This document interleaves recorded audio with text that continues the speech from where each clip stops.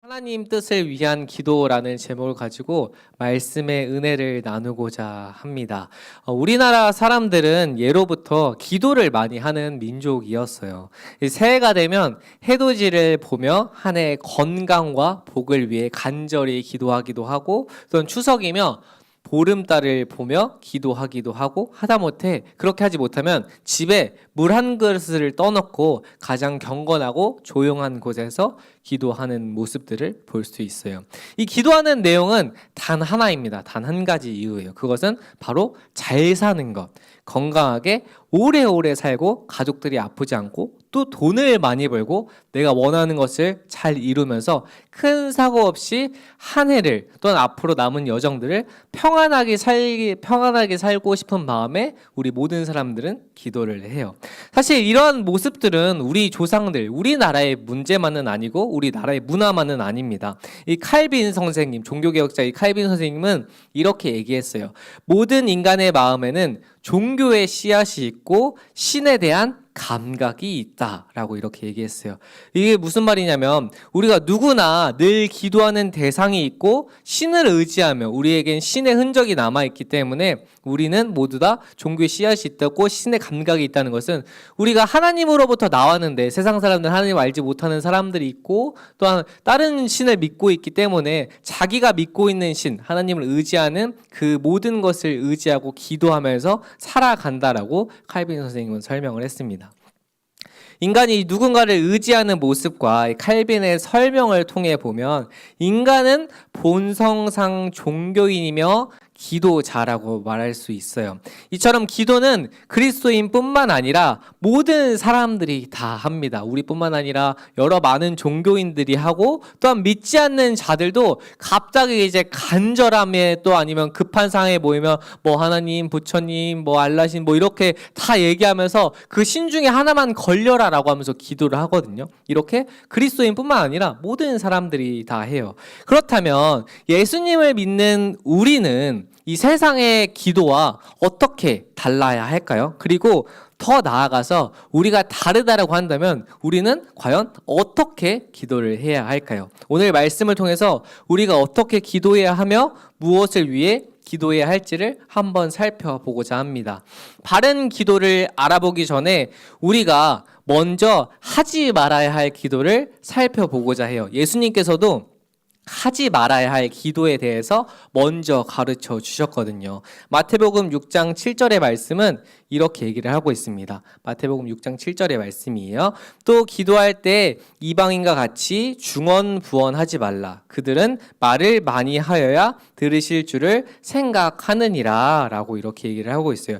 예수님께서는 기도할 때 이방 사람들처럼 중언부언하지 말라라고 설명을 했어요. 여기서 이제 중언부언하다, 이 원문의 뜻, 이 신약 성경이 헬라어로 쓰였는데 이 헬라어 원문의 뜻을 살펴보면 쓸데없는 말을 하다, 실속 없이 자꾸 되풀이되는 말을, 쓸데없는 말을 계속 되풀이하다라는 뜻이 바로 중언부언하다라는 뜻이에요. 이 이방인들은 신의 이름을 계속해서 부르거나 똑같은 말을 아무 생각 없이 계속 되풀이했어요. 똑같은 신의 이름을 계속 얘기하고 나의 간절한 뜻을 계속 똑같이 계속 반복하면서 기도하는 것을 중언부언이라고 했는데 예수님께서는 그렇게 하지 말라라고 설명을 했거든요. 이것은 당시 이스라엘 문화뿐만 아니라 우리나라에도 해당돼요. 뭐냐면 이 속담 중에 지성이면 감천이다라는 뜻이 있거든요.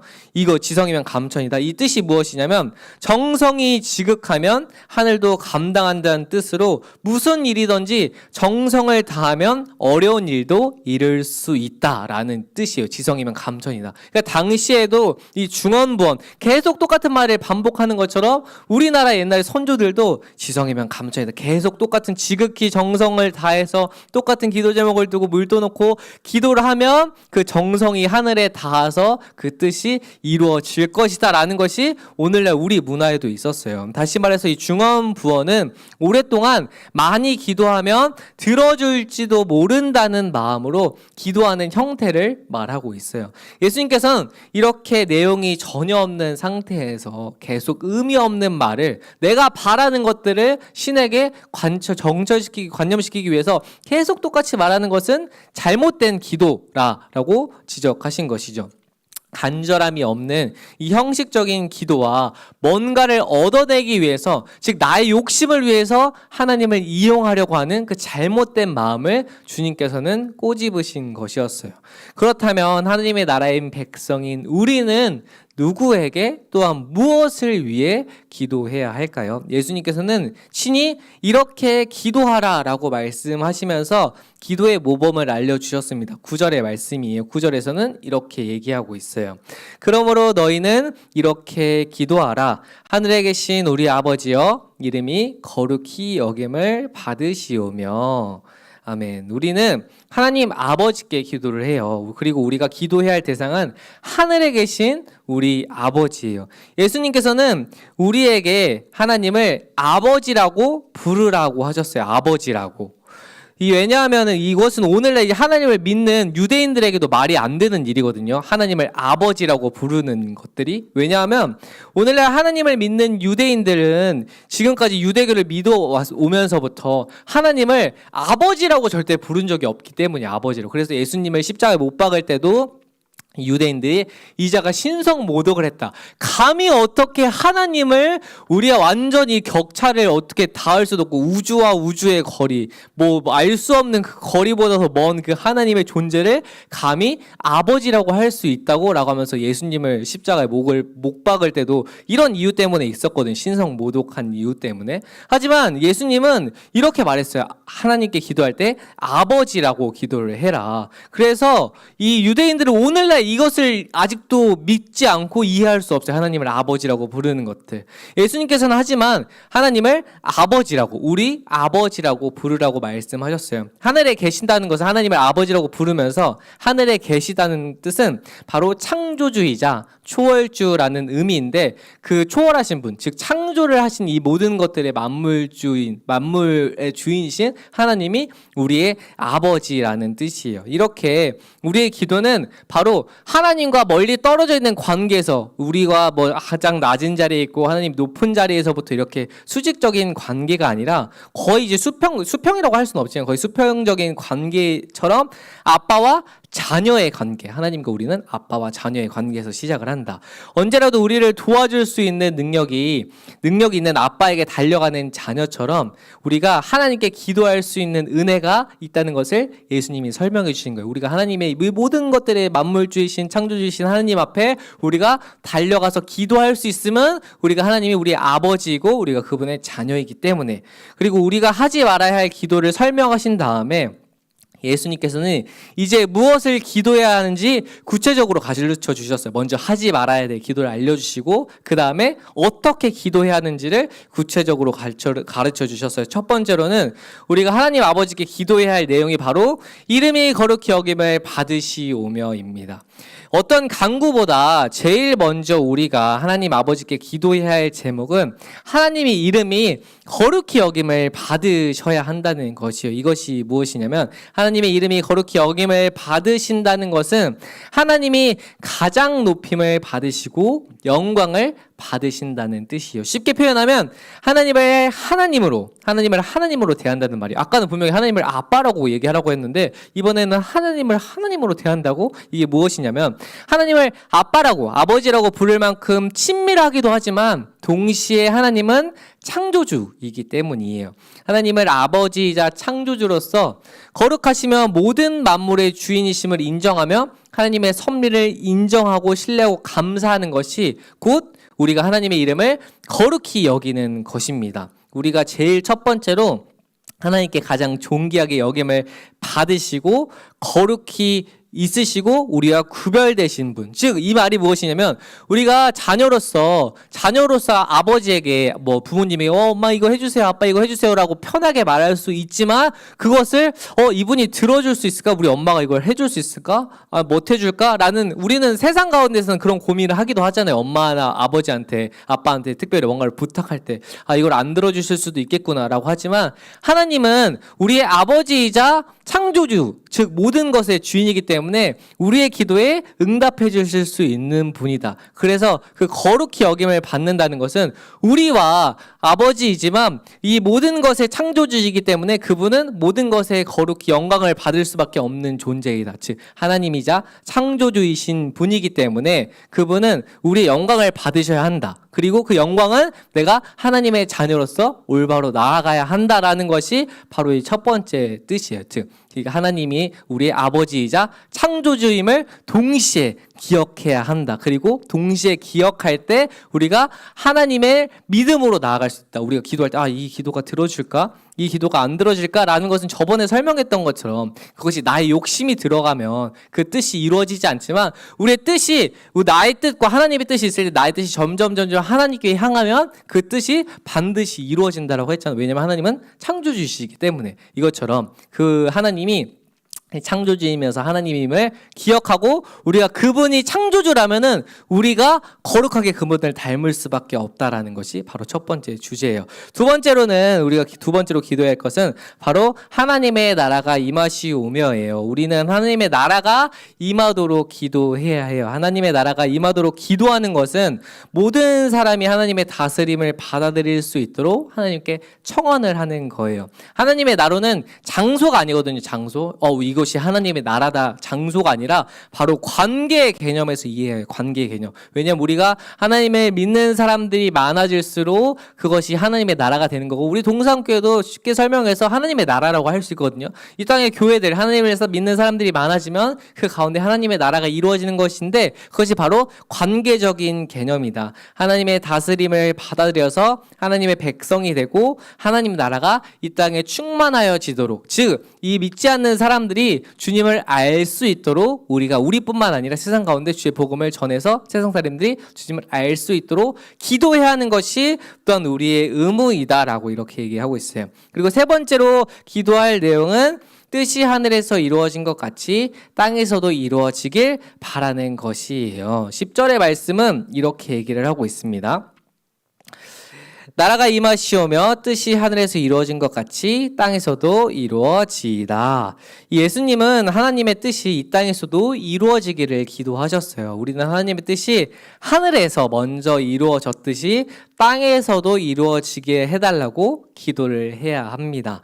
하늘의 뜻이 이 땅에 성취되는 것이지 그 반대는 안 돼요. 이것이 무슨 말이냐면 하나님의 뜻이 이 땅에 성취되는 것이지 이 땅에서 성취되었기 때문에 하나님의 뜻을 세우는 것이 아니라는 사실입니다. 예수님께서 해주신 말씀을 보았을 때 우리가 드러나야 할 기도는 하나님께서 나의 뜻을 이루어지는 것이 아니라 내 뜻을 하나님 뜻에 맞춰야 해요. 우리가 자칫 잘못하면 우리의 기도가 하나님의 나라가 아닌 나의 나라를 위한 기도가 될 수 있어요. 이 말이 무엇이냐면 우리가 하나님의 뜻을 위해서 기도해야 되고 그리고 내가 저번에도 설명했죠. 우리가 그렇다면 하나님의 뜻을 위해서 하나님의 영광을 위해서 기도해야 한다면 나는 기도할 수 없을까? 나의 간절한 제목들 내가 하고 싶어 하는 것들 내 바람들은 기도할 수 없을까라고 했을 때 아니다. 우리는 하나님이 아버지이기 때문에 또한 간절히 기도하면 들어주시는 것인데 그 기도는 바로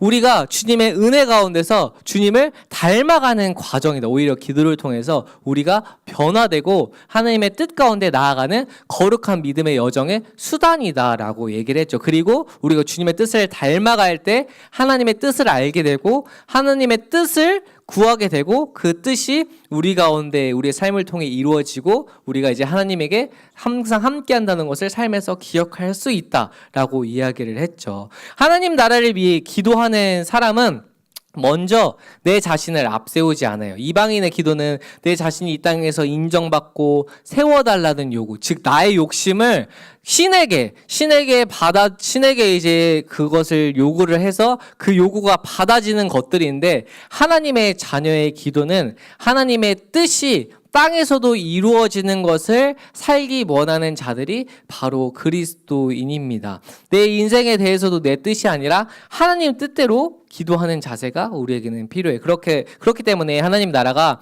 이루어질 때 비로소 하늘에 계신 우리 아버지의 이름이 거룩히 여김을 받게 되는 기도입니다. 이렇게 우리 주기도문은 우리가 하나님을 위한 기도예요. 주기도문, 예수님께서 알려주신 주기도문, 예수님께서 알려주신 기도문, 우리가 어떻게 기도할 때 이렇게 기도하라 라고 하면서 알려주었거든요. 하나님은 친밀하고 다정하게 아버지라고, 하나님을 아버지라고 부르시면서 그분의 위엄 앞에 머리 숙이면서 시작을 하고 하나님 아버지라고 부르면서 하나님이 나의 아버지지만 그분이 창조주이시다. 하나님이 누군지 모르고 하나님의 나라, 하나님 뜻이 뭔지 모른 채 내 생각과 내 욕망과 내 나라, 내 뜻을 구하게 될 때 그것은 거룩한 기도가 아니다라는 것을 알려주는 거예요. 즉 우리 하나님의 뜻을 위한 기도가, 목사님이 계속 설명하지만 하나님의 뜻을 위한 기도가 나는 날 위한 기도를 할 수 없는 거야? 왜 하나님은 하나님을 위한 기도를 나를 통해서 하게 하는 거지? 하나님이 직접 하면 되는데 왜 굳이 나를 통해서 하나님의 기도를 하게 하는 것일까라는 그 의문은 바로 그 기도를 통해서 우리의 패러다임을 바꿔가는 거예요. 패러다임을. 나의 생각과 나의 욕심이 아니라. 목사님이 이전에도 설교를 할 때 설명을 했지만, 목사님이 뭐 힘들고 어렵거나 속상하고 지친 일이 있을 때 가장 먼저 하는 것이 이제 신앙의 그 부모님의, 어머님의 모습을 보고 목사님이 배운 건데, 가장 먼저 하는 것이 무릎 꿇고 기도하는 거거든요. 무릎 꿇고 기도하는 거. 근데 무릎 꿇고 기도할 때 내 욕심도 들어갈 때가 있죠. 목사님의 욕심도 들어갈 때가 있어요. 뭐 누가 있거나 아니면 어떤 상황이 잘 해결됐으면 하는 마음과, 아니면 이 어떤 누군가가 너무 미울 때도 사랑해야 되는데 그게 안 될 때, 이런 것들, 그리고 어떤 상황들이 내가 원하는 대로 바뀌어야 할 때, 내가 원하는 것들은 이런 거지만 그것이 꼭 이루어졌으면 좋겠다 하는 마음에 간절하게 기도할 때가 있는데, 그렇게 기도하다 보면 아까 처음에 말했던 것처럼 중언부언하면서 내 욕심을 계속 내기해요. 내 욕심과 내 바람이 이게 들어지길 바라는 마음에.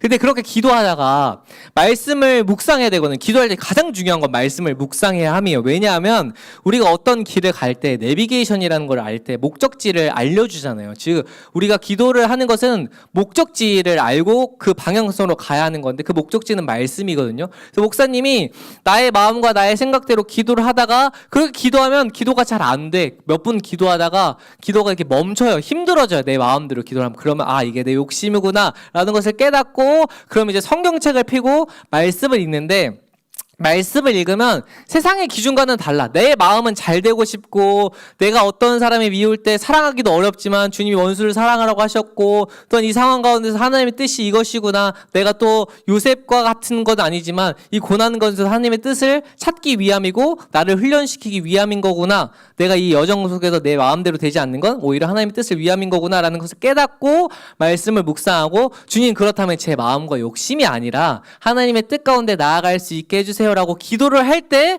갑자기 기도가 뜨거워지기 시작하고, 그리고 내 삶 가운데 내 방향성에 나아가진 않지만 결국엔 멀리서 이후에 시간을 지나고 봤을 땐 결국에는 하나님이 나에게 더 좋은 것을 주셨구나 라는 믿음의 고백을 깨닫게 돼요. 그 체험을 하게 돼요. 그래서 목사님은 더 기도를 하게 돼요. 왜냐면 결국엔 내 마음과 내 뜻이 아니라 하나님의 닮아가는 뜻에 대해서 기도를 했을 때 나를 통해서 하나님의 뜻이 이루어지는 것을 내가 삶에서 계속 체험하게 되니까, 그러니까 말씀을 읽고 더 기도하게 되는 거예요. 정말 신기하죠? 하나님의 나라는 정말 신기해요. 왜냐면 우리의 세상의 생각으로는 이해할 수 없어요. 먼저 된 자가 나중되고 나중된 자가 먼저 된다는 이 하나님의 나라는 세상의 눈으로는 이해할 수 없어요. 왜냐면 세상은 순번제거든요. 일찍 온 사람들부터, 그리고 공부를 잘한 사람부터, 그리고 돈을 잘 버는 사람부터, 그리고 잘생긴 사람부터, 뭐든 순서를 세울 때 세상의 기준으로 세우는데, 하나님의 나라는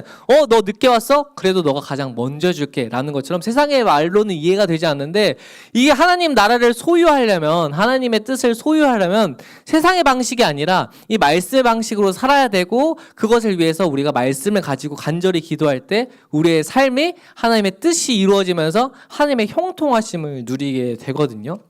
즉 우리가 이 기도를 통해서 말씀을 읽고 기도를 하게 된다면 우리의 패러다임이 점점 세상의 시선이 아니라 하나님의 시선이 맞춰져요. 하나님의 시선이. 그래서 믿음의 자녀들이 뭐 갈렙도 그러고 여호수아도 그러고 모세도 그러고 베드로도 무리를 걸었을 때 세상의 눈으로 보면 걸을 수가 없어요. 그냥 주님이 있고 주님이 나의 주인이시고 저분이 창조주 예수 창조주 하나님의 아들이심을 믿었기 때문에 그냥 예수님만 바라보고 무리를 걷다가 갑자기 내가 무리를 어떻게 걸었지? 바람이 내 귓가를 치는 순간 파도 치는 순간 나 빠지면 어떡하지라고 의심하는 순간 바로 빠지게 되었잖아. 이것처럼 우리가 이 하나님을 믿었을 땐 하나님만을 바라보고 가야지만 그 하나님의 나라와 하나님의 뜻을 소유할 수 있어요. 이것이 근데 너무 어렵죠. 세상 가운데 이것이 너무 바보 같은 일이니까. 그런데 그게 진짜라는 사실. 왜냐하면 예수님도 죽으심으로 부활하셨기 때문에 우리가 그 마음을 깨달아서 세상 가운데서 주님의 나라를 그렇게 소유하고 하나님의 뜻을 위한 기도를 했을 때 내가 주님의 뜻 가운데 변화되고 주님의 뜻이 우리의 삶을 통해서 이루어지는 거룩한 기도로 나아가는 우리 동산의 모든 공동체가 되길 주님의 이름으로 소망하겠습니다. 우리 시간 말씀을 기억하면서 기도하기를